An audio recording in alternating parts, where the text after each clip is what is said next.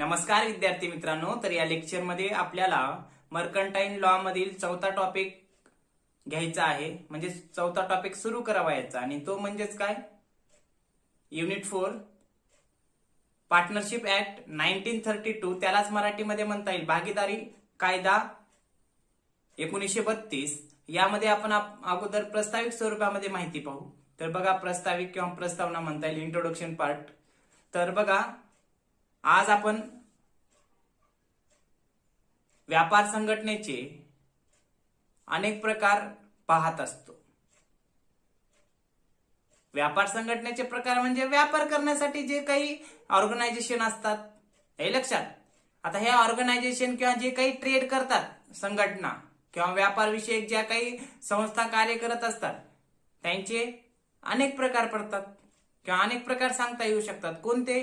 तर व्यक्तिगत व्यापार म्हणजे एकल व्यापारी आहे, भागीदारी आहे, भागीदारी संस्था, त्यानंतर संयुक्त स्कंद प्रमंडळ म्हणजे जॉईंट स्टॉक कंपनी किंवा मग कंपनी, त्यानंतर काय, सहकारी संस्था, त्यासोबतच काय, सार्वजनिक कंपन्या, खासगी कंपन्या, असं जे काही व्यापार संघटनेचे प्रकार एवढे अशा पद्धतीनं पडत असतात. हे लक्षात. पूर्वी कसं होतं, व्यापार संघटनेचं जे काही संचालन म्हणा किंवा व्यापार करायचं कार्य एकच व्यक्ती करत होता. म्हणजे एकल व्यापारी किंवा व्यक्तिगत व्यापारी. हे लक्षात. तो एकल व्यापारी काय करत होता, स्वतःच व्यवसाय चालवायचा, व्यवसायाच्या क्रिया करायचा, उत्पादन करायचा, वितरण करायचं, सर्व कार्य स्वतःच करायचं. हे लक्षात. म्हणजे त्याला थोडक्यात म्हणता येईल बघा, सुरुवातीला एकच व्यक्ती व्यापाराचे संघटन व संचालन करीत असते. हे बरोबर आहे.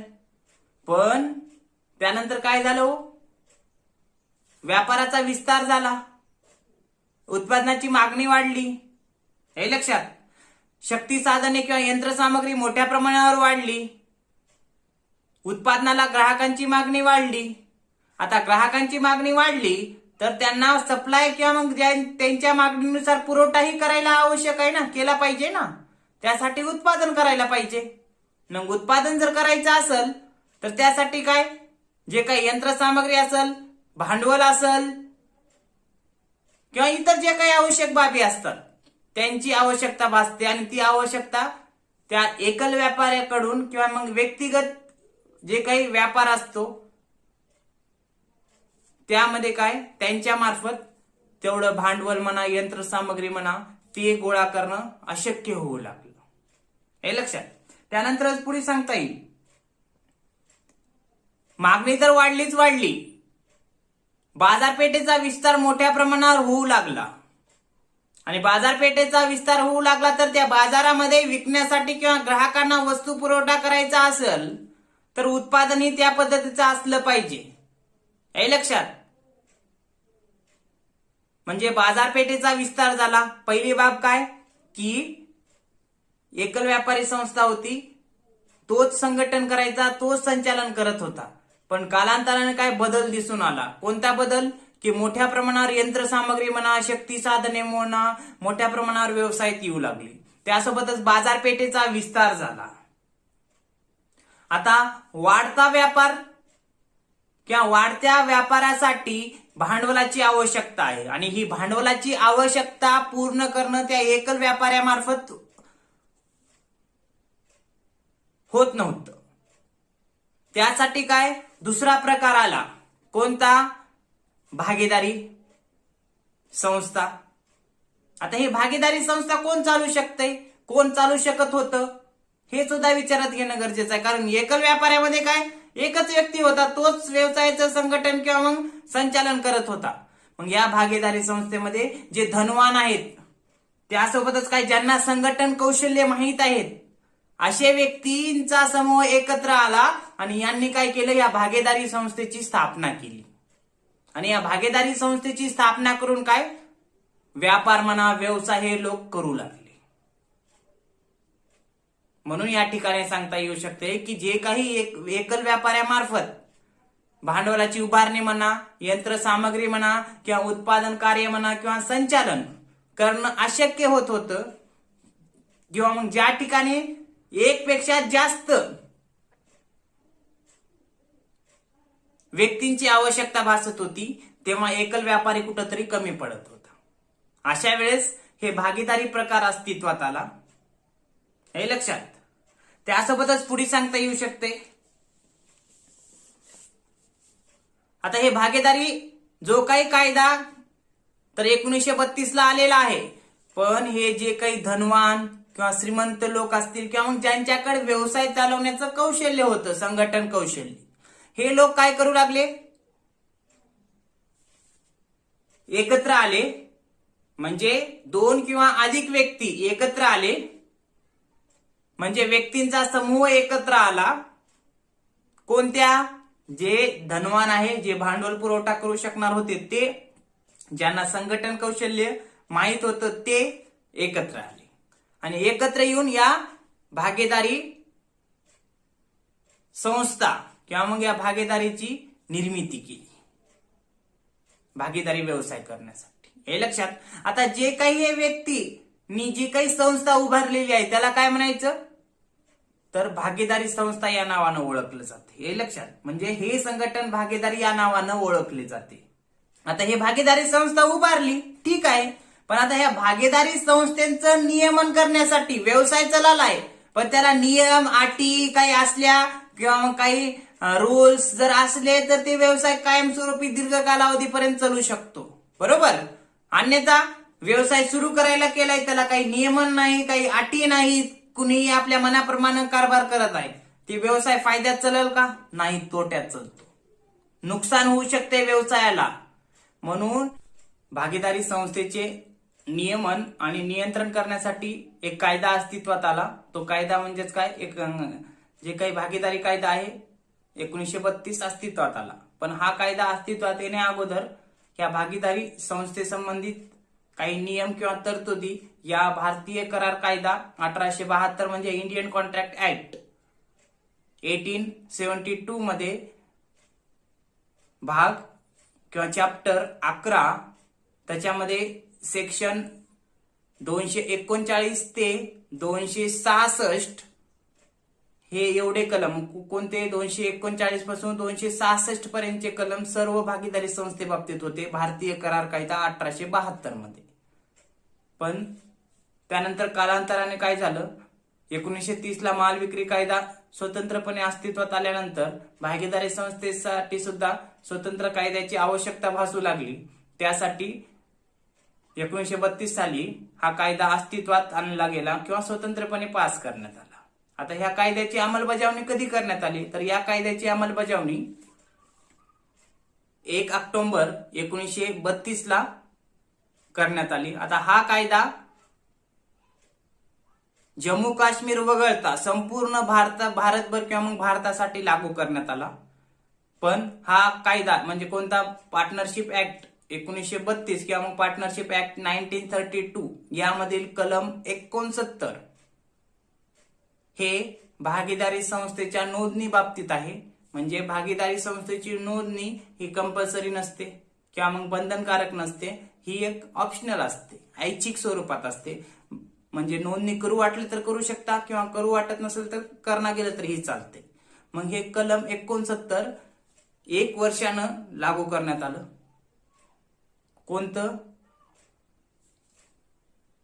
जे काही सेक्शन 69 हे भागीदारी संस्थेच्या नोंदणी बाबतीत आहे आणि त्यानुसार हे सेक्शन 1 ऑक्टोबर 1933 ला 1 ऑक्टोबर 1932 ला हा कायदा अंमलात आणला गेला. पण 69 कलमामध्ये काय, जे काही नोंदणी बाबतीत असतील, भागीदारी संस्थेची नोंदणी करायचं किंवा नाही हे कंपल्सरी तर नव्हतं, पण करायची का नाही या बाबतीसाठी काही 1 वर्षाचा कालावधी देण्यात आला होता, हे लक्षात. म्हणून हे कलम 69 1 ऑक्टोबर 1933 ला अंमलात आलं, हे लक्षात.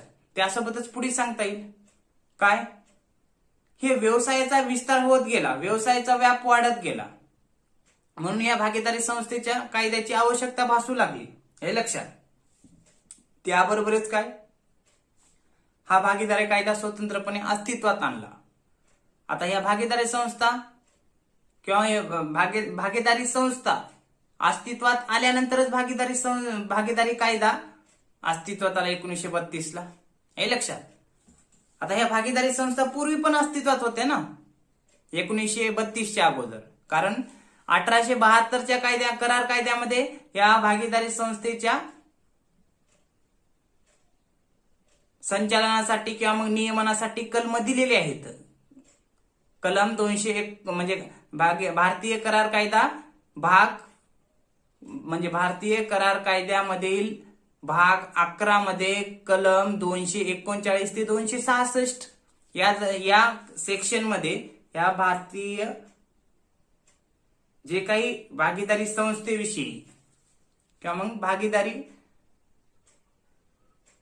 संस्थेविषयी त्यामध्ये काय दिलेलं आहे, कलम दिलेले आहेत किंवा मग तरतुदी दिलेल्या आहेत. म्हणजे पूर्वी पण भागीदारी कायदा अस्तित्वात नसला तरी त्या संबंधित काही नियम व तरतुदी ह्या भारतीय करार कायदा 1872 मध्ये देण्यात आलेल्या होत्या.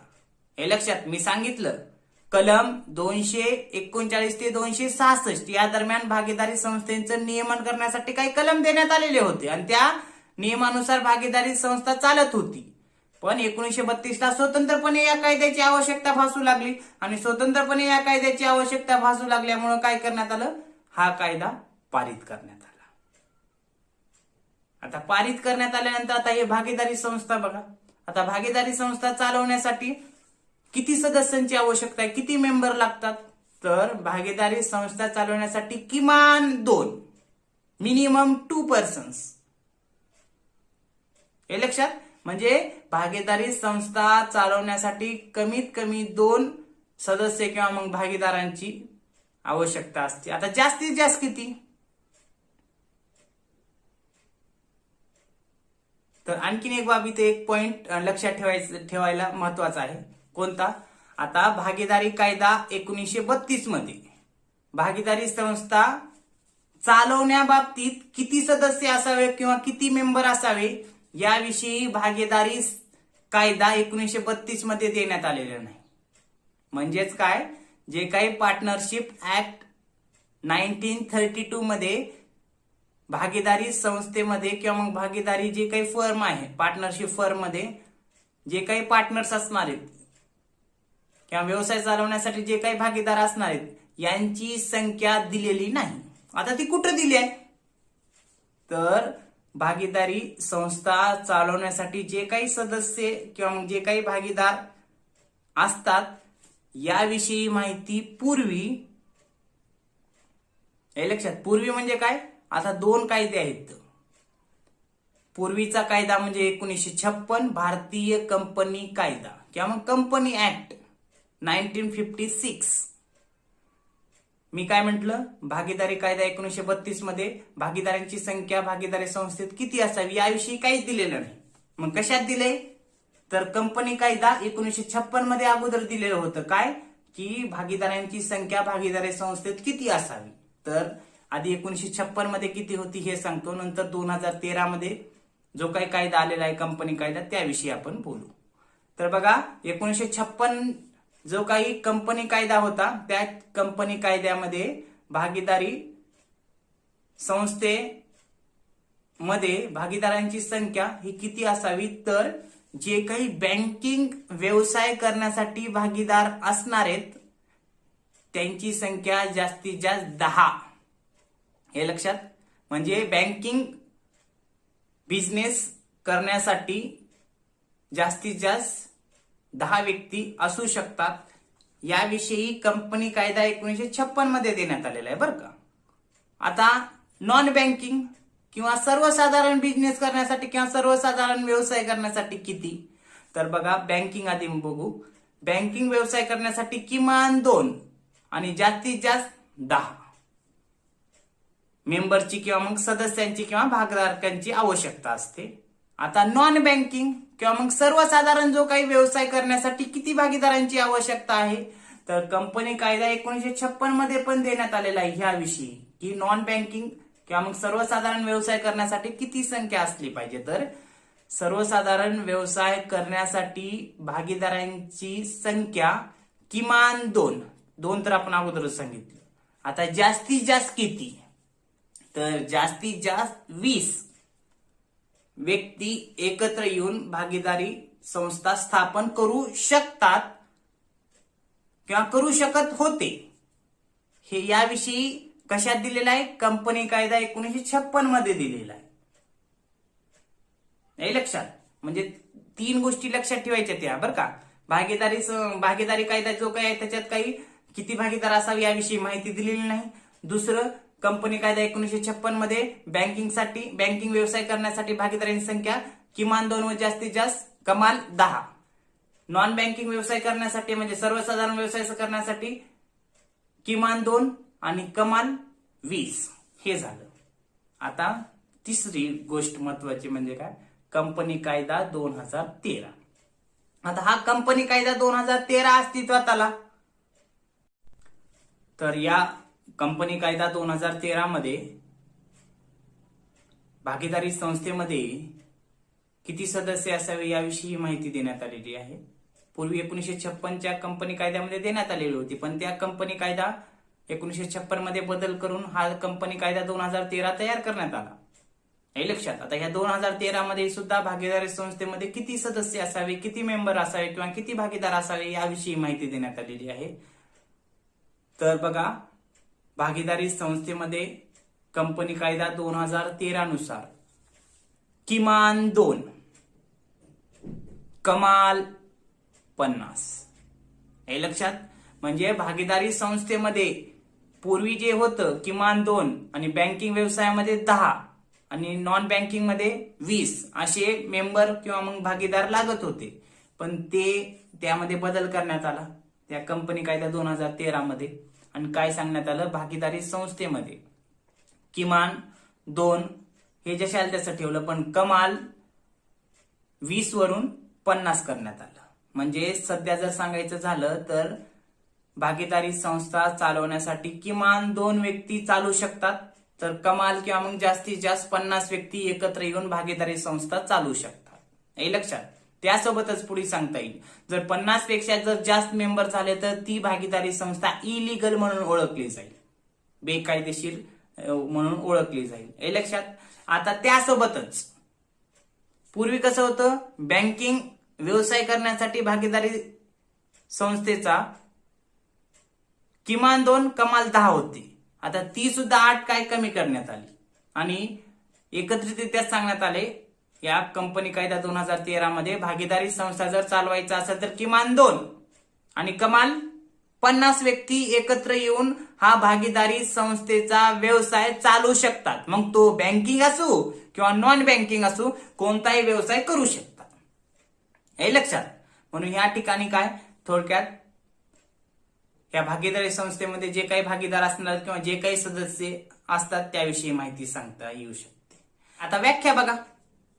व्याख्या भागीदारी कायदा 1932 नुसार कलम 4 नुसार बघा. मग व्याख्या काय दिलेली आहे, सर्वांनी किंवा सर्वातर्फे एका व्यक्तीने चालविलेल्या सर्वांनी किंवा सर्वातर्फे एका व्यक्तीने चालविलेल्या व्यवसायातील नफा किंवा लाभ वाटून घेण्याचा करार करणाऱ्या व्यक्तींच्या आपसातील संबंधाला भागीदारी असे म्हणतात. त्यालाच इंग्लिशमध्ये बघा व्याख्या कशी दिलेली आहे. Partnership is the relation between persons who have agreed to the share profits of a business carried by all or any one of them acting for all. Section 4 ते सांगितलेलं आहे काय, सर्वांनी किंवा सर्वांतर्फे चालविलेल्या व्यवसायातील लाभ किंवा नफा वाटून घेण्याचा करार करणाऱ्या व्यक्तींच्या आपापसातील संबंधाला भागीदारी संस्था असं म्हणायचं किंवा मग भागीदारी असं म्हणायचं. आता ही जी काही व्याख्या सांगितली त्या व्याख्यावरून आपल्याला काही बाबी स्पष्ट होत्यात. काय की हे भागीदारी जी काही आहे ही भागीदारी करण्यासाठी किमान 2 व्यक्ती लागतात. त्यानंतर हे भागीदारी जे काही झालेले असते त्या भागीदारीलाच काय भागीदारी संस्था किंवा